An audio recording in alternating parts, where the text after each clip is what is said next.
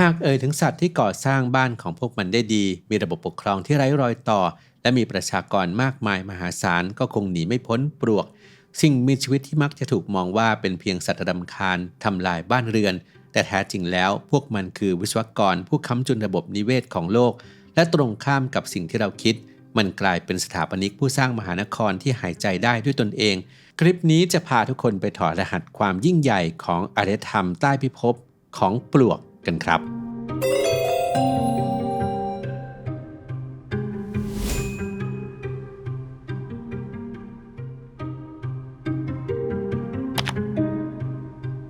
ปลวกหรือมดขาวถูกเรียกจากลักษณะสันฐานวิทยาภายนอกที่คล้ายคลึงกับมดแต่ในทางวิทยาการแล้วพวกมันไม่ได้มีความเกี่ยวดองกับมดการศึกษาจีโนมและรหัสพันธุกรรมเผยให้เห็นว่าปลวกจัดอยู่ในอันดับบรัตโตเดียซึ่งเป็นกลุ่มเดียวกับแมลงสาบพวกมันคือแมลงสาบที่วิวัฒนาการตนเองจนมีพฤติกรรมสังคมขั้นสูงโดยมีบรรพบุรุษร่วมกับแมลงสาบกินไม้สกุลคริปโตเซอร์คัส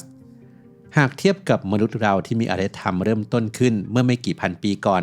ปลวกจะกลายเป็นพี่ใหญ่ทันทีครับเพราะหลักฐานฟอสซิลที่เก่าแก่และสมบูรณ์ที่สุดนั้นยืนยันว่าพวกมันมีตัวตนมาตั้งแต่ยุคครีเทเชียสตอนต้นหรือราว130ล้านปีก่อนหรืออาจจะย้อนไปได้ไกลถึงยุคจูราสสิกเมื่อกว่า170ล้านปีก่อนและยังมีการค้นพบฟอสซิลปลวกโบราณสกุลโซเชียล่าในประเทศคาซัคสถานนั่นหมายความว่าจักรวรรดิของพวกมันนั้นตั้งตระหง่านอยู่บนโลกก่อนที่ไดโนเสาร์จะสูญพันธุ์และรอดพ้นจากภัยพิบัติอุกกาบาตล้างโลกมาได้ซึ่งก็คือเหตุการณ์การสูญพันธุ์ครั้งใหญ่เมื่อ66ล้านปีก่อนจากอุกกาบาตชิกซูลูพุ่งชนโลกที่ทำให้สิ่งมีชีวิตกว่า75%ต้องสูญพันธุ์ไปปัจจุบันประชากรปลวกกระจายตัวอยู่ทั่วทุกทวีปยกเว้นแอนตาร์กติกาโดยมีมวลชีวภาพแห้งหรือน้ำหนักที่ไม่รวมน้ำทุกตัวทั่วโลกรวมกันประมาณ100ล้านตันซึ่งก็ใกล้เคียงกับมวลชีวภาพของมนุษย์ทั้งโลกมารวมกันจอมปลวกบางแห่งในแอฟริกาใต้ที่ยังคงมีปลวกอยู่นั้นมีอายุเก่าแก่ถึง 34,000 ปีซึ่งเก่าแก่ยิ่งกว่าภาพวาดในถ้ำของมนุษย์ยุคก่อนประวัติศาสตร์เสียอีกครับ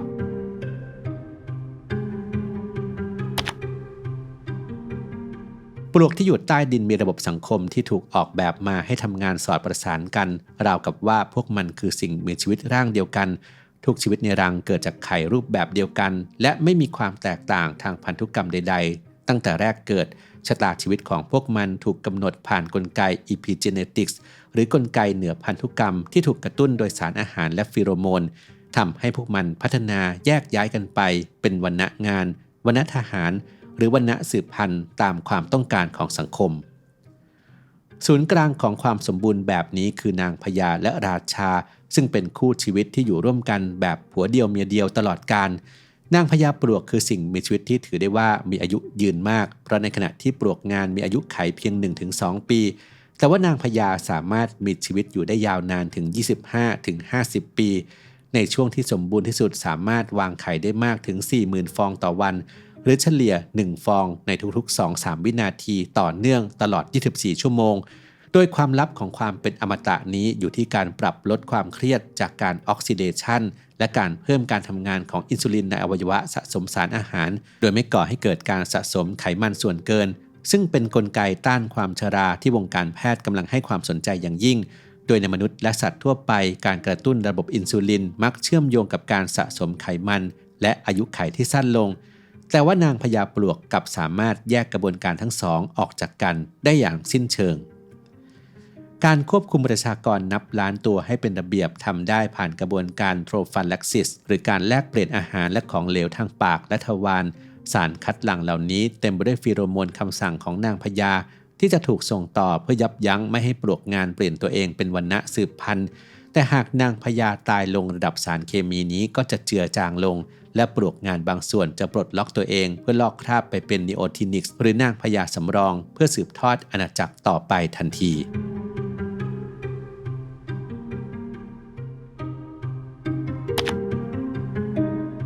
มนุษย์เริ่มคิดค้นระบบเกษตรกรรมเมื่อราวหมื่นปีก่อนแต่ว่าปลวกชั้นสูงได้เริ่มทำเกษตรกรรมมาเป็นเวลากว่า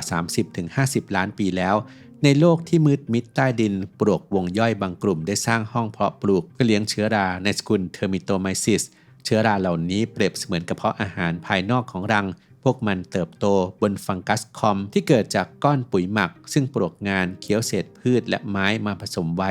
เชื้อราจะทำหน้าที่ย่อยสลายลิกนินและเซลลูโลสที่ย่อยยากให้กลายเป็นตุ่มสปอร์ที่อุดมไปด้วยโปรตีนและไนโตรเจนเพื่อนำไปเป็นอาหารสำหรับประชากรทั้งรังปลวกสามารถรักษาระบบโมโนคัลเจอร์หรือเกษตรกรรมพืชเดี่ยวได้อย่างเสถียรยาวนานโดยไม่เกิดโรคระบาดแตกต่างจากการเกษตรพืชเดี่ยวของมนุษย์ที่มักล่มสลายจากศัตรูพืชปลวกมีระบบคัดกรองความปลอดภัยทางชีวภาพที่ยอดเยี่ยมโดยพวกมันใช้สายประสาทสัมผัสในการระบุและทำลายสปอร์ของเชื้อราปรสิตแปลกปลอมออกจากแปลงเพาะปลูกได้อย่างแม่นยำโดยเฉพาะเชื้อราปรสิตในสกุลไตรโคเดอร์มาที่เป็นศัตรูตัวฉกาจของฟังกัสคอมทำให้แปลงเกษตรใต้ดินนี้ให้ผลผลิตที่อุดมสมบูรณ์ต่อเนื่องหล่อเลี้ยงประชากรนับล้านตัวได้โดยไม่ทำลายสมดุลทางระบบนิเวศ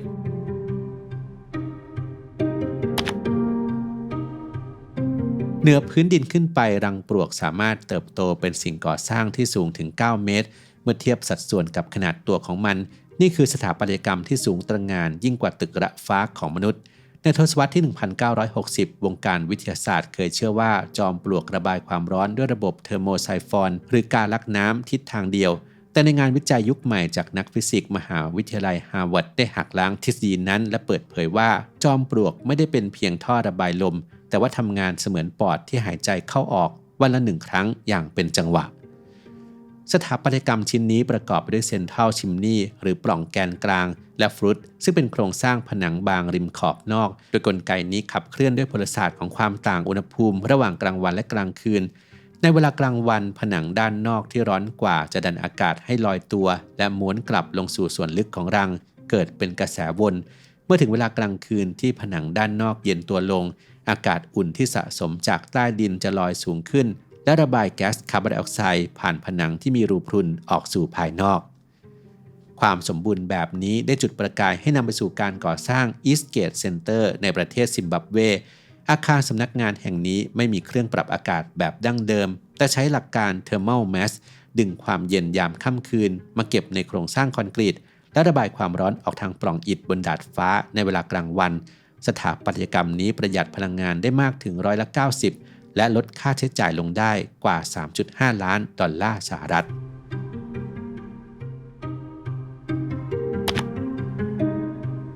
ประชากรปลวกส่วนใหญ่เป็นกรรมกรที่ตาบอดสนิทการสร้างมหานครอันสลับซับซ้อนโดยไม่มีพิมพ์เขียวหรือวิศวกรคุมงานเกิดขึ้นได้จากกลไกการประสานงานทางอ้อมที่เรียกว่า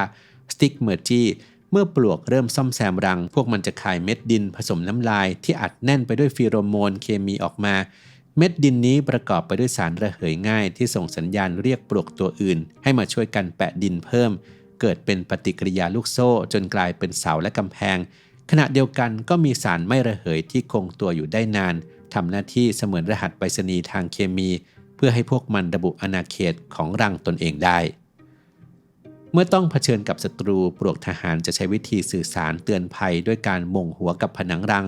สร้างคลื่นสั่นสะเทือนกระจายไปทั่วอุโมงค์ดินปลวกตัวอื่นจะรับสัญญาณนี้ผ่านอวัยวะพิเศษที่เรียกว่า subgenual organ บริเวณหน้าแข้งและ Johnston organ ที่หนวดอวัยวะเหล่านี้ไวต่อแรงสั่นสะเทือนในเนื้อไม้ตั้งแต่ความถี่ต่ำมากๆในระดับไม่กี่หน่วยเฮิรตซ์จนถึง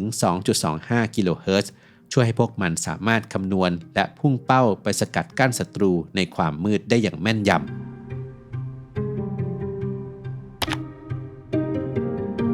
ศัตรูคู่อาฆาตที่ร้ายกาจที่สุดของปลวกคือมดสงครามระหว่าง2เผ่าพันธุ์นี้ดำเนินมานับล้านปีทำให้ปลวกต้องวิวัฒนาการอาวุธชีวภาพขั้นสูงเพื่อความอยู่รอดในด่านแรกปลวกทหารจะใช้หัวที่ถูกวิวัฒนาการให้หนาและแข็งเหมือนโล่หรือแฟลกโมติกเข้าปิดกั้นอุโมงค์แคบเพื่อไม่ให้มดเจาะทะลุเข้ามาได้แนวป้องกันที่ล้ำหน้าที่สุดนั้นตกเป็นของปลวกในวงย่อยเนสุตีเทอร์มิทิเนปลวกเหล่านี้ได้ละทิ้งกรามใหญ่เป็นจนหมดสิ้นและวิวัฒนาการส่วนหัวให้ยื่นยาวเป็นท่อเรียกว่านาซัสเมื่อกองทัพมดบุกมาพวกมันจะยิงสารเคมีที่สกัดมาจากไดเทอร์ฟีนใส่ศัตรูขณะเดียวกันก็จะส่งโมโนเทอร์ฟีนทำหน้าที่เป็นตัวทำละลายให้กับไดเทอร์ฟีนเมื่อปลวกฉีดสารนี้ออกไปโมโนเทอร์ฟีนจะระหายไปในอากาศอย่างรวดเร็วและส่งผลให้ไดเทอร์ฟีนสูญเสียตัวทำละลายและกลายสภาพเป็นกาวข้นเหนียวทันทีขณะเดียวกันโมโนเทอร์ฟีนก็จะส่งกลิ่นฟีโรโมนเตือนภัย เรียกกำลังเสริมมาช่วยรบไปด้วยในคราวเดียวกันปลวกยังมีอาวุธสุดท้ายนั่นคือออโตไลซิสหรือการระเบิดพลีชีพเพื่อปกป้องรังปลวกงานที่แก่ชราและเริ่มหมดแรงจะกักเก็บผลึกที่มีลักษณะเหมือนกับคริสตัลเป็นโปรตีนสีน้ำเงินไว้ในถุงบริเวณด้านหลังส่วนบนรอยต่อระหว่างส่วนอกและส่วนท้องเมื่อมดถูกโจมตีพวกมันจะเกร็งกล้ามเนื้ออย่างรุนแรงจนร่างกายระเบิดออกสาดสารพิษและกาวมรณะเคลือบกองทัพศัตรูซึ่งเป็นความเสียสละสูงสุดเพื่อความอยู่รอดของส่วนรวมโดยกลไกการระเบิดพลีชีพนี้เกิดจากการทำปฏิกิริยาระหว่างเอนไซม์กับสารตั้งต้นในต่อมคัดหลั่งทำให้เกิดความดันมหาศาลและสารพิษที่มีฤทธิ์กัดกร่อนรุนแรงในเสี้ยววินาที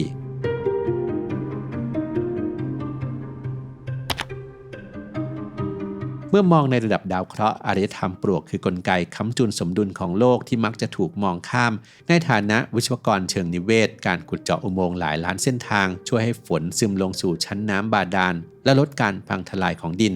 การย่อยสลายเซลลูโลสยังเป็นกระบวนการคาร์บอนซีเควสเทชันที่ช่วยกักเก็บคาร์บอนไว้ในดินอย่างยั่งยืนแม้ปลวกจะมีส่วนในการปล่อยแก๊สมีเทนขึ้นสู่ชั้นบรรยากาศแต่ว่ารังของพวกมันได้รับการติดตั้งแผ่นกรองชีวภาพตามธรรมชาติผนังของจอมปลวกเป็นที่อยู่อาศัยของแบคทีเรียเมทานโนโทรฟที่คอยดักจับและแปรสภาพแก๊สมีเทนได้เฉลี่ยถึง50%หรือในบางครั้งอาจสูงถึง80%ก่อนที่จะหลุดรอดสู่บรรยากาศปัจจุบันนักวิทยาศาสตร์ด้านเทคโนโลยีชีวภาพและพลังงานสะอาดกำลังศึกษาเอนไซม์ในลำไส้ของปลวกและจุลินทรีย์ที่ร่วมอาศัยเพื่อนำมาพัฒนาเชื้อเพลิงชีวภาพยุคใหม่โดยหวังว่าจะสามารถแปลงเศษซากพืชและขยะทางการเกษตรให้กลายเป็นพลังงานสะอาดที่มีประสิทธิภาพสูงและยั่งยืนสำหรับอนาคตของมนุษยชาติ CBD Morning Gummies มีส่วนผสมของสารสกัดโกจิเบอร์รี่วิตามิน B รวมและชาเขียวที่ช่วยให้สมองนั้นตื่นตัวและร่างกายรู้สึกกระปรี้กระเปร่าอย่างเป็นธรรมชาติครับผลิตภัณฑ์นี้เป็นทางเลือกใหม่สำหรับผู้ที่ต้องการความสดชื่นในตอนเช้าโดยไม่ต้องพึ่งพาคาเฟอีนเข้มข้นเหมาะสำหรับการเริ่มต้นวันใหม่อย่างสมดุลครับโดยผู้ใช้พบว่าการรับประทานในตอนเช้าก่อนเริ่มงานจะช่วยให้มีสมาธิในการทำงานได้ดีขึ้นและไม่รู้สึกว้าวุ่นและเมื่อคืนทุกคนนอนหลับดีไหมครับลองคอมเมนต์มาคุยกันได้ครับ